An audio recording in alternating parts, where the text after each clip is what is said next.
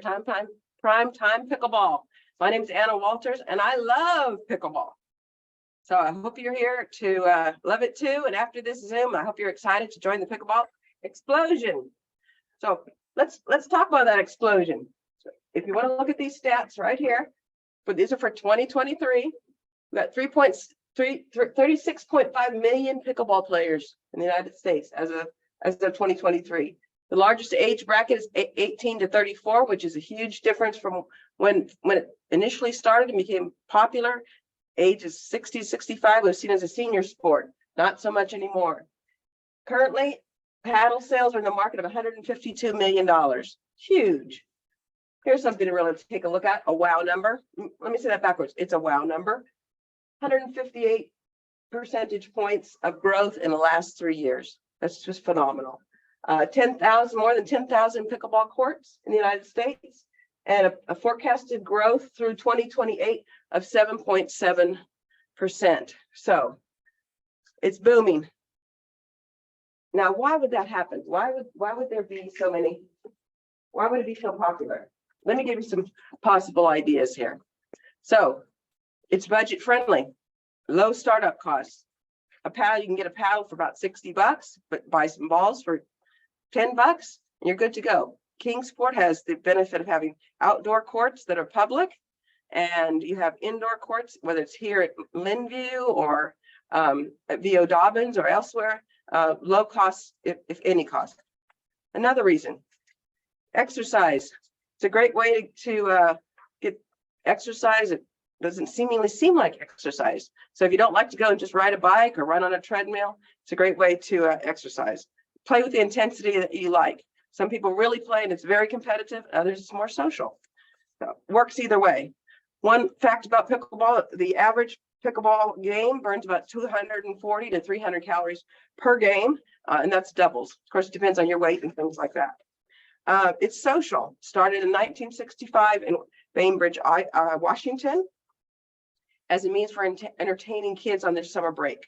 So think family gatherings, think barbecue, think what to do with the ball. Pickleball is a social experience. The court's half the size of a tennis court. So you got passionate people, competitive people, razzing others, laughing, and it's all about being social. You'll hear people teasing, great shot, or not so great shot. So a lot of that going on. It's thriving. Pickleball is spreading like wildfire. You've got rec play, you've got tournament play, you have leagues. There's countless opportunities for you to get involved. So if you want to have fun and meet people, play pickleball. Competitive edge. Remember when you used to play a sport, or maybe you used to run or in high school, and you got that feeling, that hype of doing something really fun and getting really excited about it? That's pickleball. Regain that feeling. Pickleball welcomes people of all athletic abilities. It's the great equalizer for the young and the young at heart. You don't need lessons. It's easy to learn to play pickleball. It's simple. Play is exciting, and it can be played at a slower pace. It can be played at a quicker pace. Basically, you need good eye-hand coordination to play. And then lastly, achieving new goals. So humans thrive on accomplishment. Our brains release dopamine, which is the feel-good chemical that motivates us to keep going. So playing pickleball consistently, you get that steady stream of dopamine. You feel good, motivates you to play more. But it's not just playing. It's about the journey. It's about learning to play, proving those skills, boosting your confidence, and feeling greater self-esteem. So those are the benefits. Now let's jump into the court itself. So this is the pickleball court that I've tried to reproduce here. See the fans in the stands here. So this is the court is from this baseline to this baseline. And the court actually is 44 feet long total. So that means it's 22 feet on one side of the net. This is the net. You see it's divided into halves. When you serve in pickleball, you serve cross court diagonally, okay? And this area around the net, 7 feet on each side of the net, is called the non-volley zone. And that's exactly what you cannot do in this area, which is volley the ball. And volley means taking the ball out of the air without hitting it first. I mean, without it bouncing first, I'm sorry, okay? So while we have the court here, I should say this non-volley zone or the kitchen, you'll hear it referred to in slang kitchen, is 7 feet on each side of the net, okay?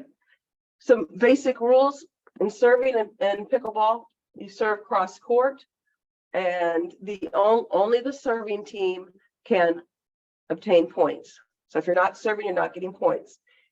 This server will serve until they lose the serve, which means it goes out of bounds, goes into the net, some fault is committed. And then once that person loses their serve, the other server, the other player on their team, their partner, gets to serve, okay? And then when that person loses the serve, it goes to their opponent to serve. Now, there are some rules that pertain to service only. One is when you serve the ball, again, cross court, always starting on the right side, the serve must clear the non-volley zone. If it lands in the non-volley zone, it's dead, okay? I should, as an aside, I think pickleball is mentioned in the Bible in the book of Genesis when it said Joseph served in Pharaoh's court. Okay, I know, never mind.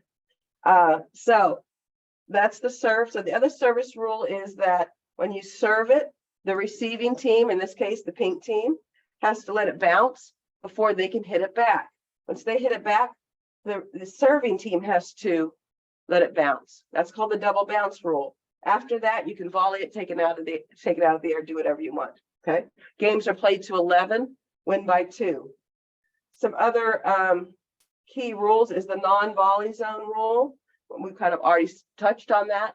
Again, when this person comes up here, you want to take the net because that's where most points are won.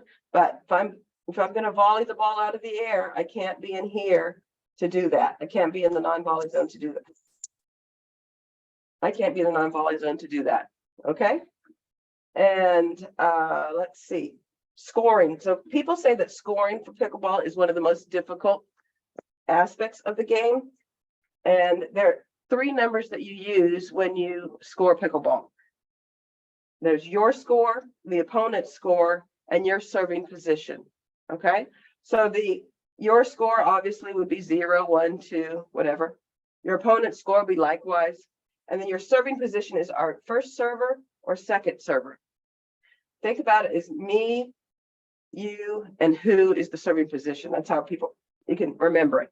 So if we're starting the game, it's 0, 0. And now only at the start of the game does the serving team get one server.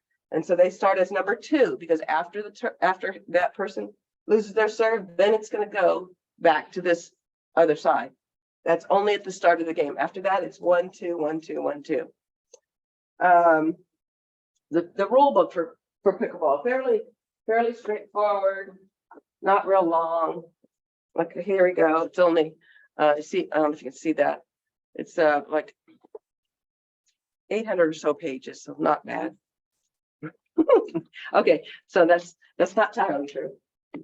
The rule book for pickleball, here's the official rule book from USA Pickleball, which is the governing body for pickleball. And you can see for 2023, it's about 70 pages. So very straightforward, not complicated, easy to learn. That's why it's one of the attractions to it. It's easy to learn. Let's see. Okay, if you've made it this far, give yourself a pat on the back. Good job, good job, good job. We're going to jump into the equipment now. So let's start with the paddle.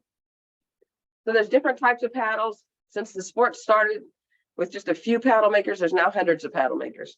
You're going to find all different types of paddles, but again, governed by the USAP guidelines. So you find different widths of paddle, widths of paddles. See, they look a little different. Most of them are not more than 16 millimeters in width. You'll find different shapes of paddles. See, this one is a little bit more oval, and this one is a bit more square. You'll find different weights of paddles. Okay, most of them about 8 ounces, and you'll find a little bit different lengths in paddles.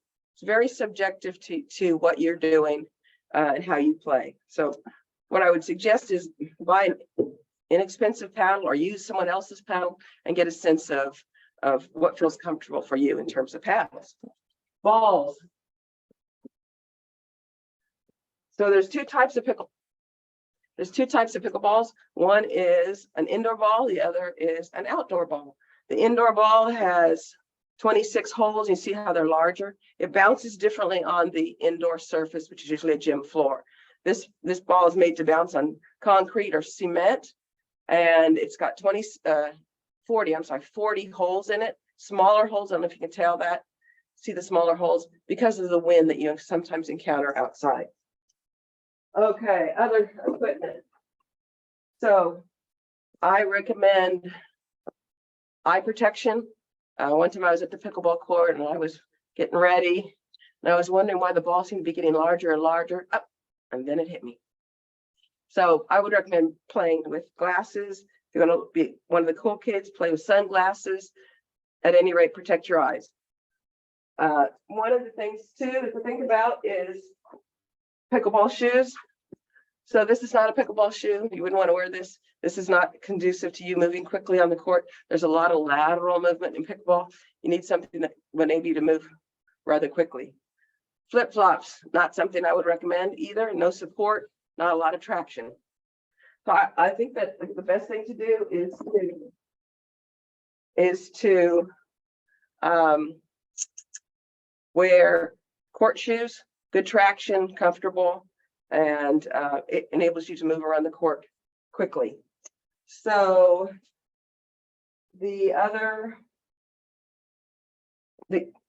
only question now we have is, and I hope it's been answered, is what is pickleball? And I hope that you're interested in joining the pickleball explosion.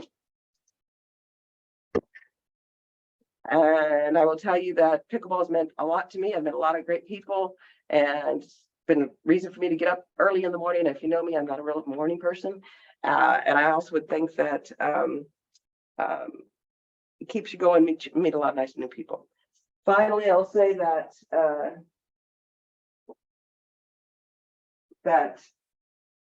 come down and see it. Come to Linview, take a lesson, or at least watch them play. You'll have fun watching it as much as learning about it, and give it a chance. I think you'll relish the opportunity.